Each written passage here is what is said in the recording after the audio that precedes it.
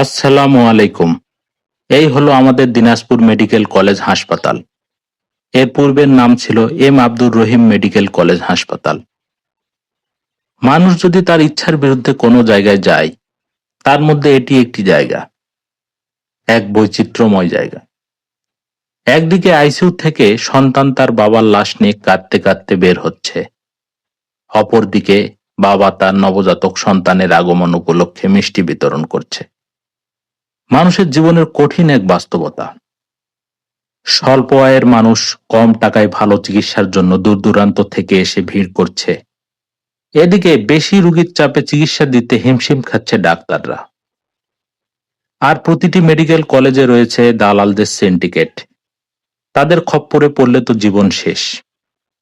যদিও কিছুদিন পর পর বিভিন্ন মেডিকেল থেকে দালালদের ধরা হচ্ছে, তবে এখনো পুরোপুরিভাবে নির্মূল হয়নি। আল্লাহর কাছে সবার জন্য দোয়া করি যেন এরকম পরিস্থিতিতে কাউকে পড়তে না হয়। সবাই ভালো থাকবেন। আল্লাহ হাফেজ।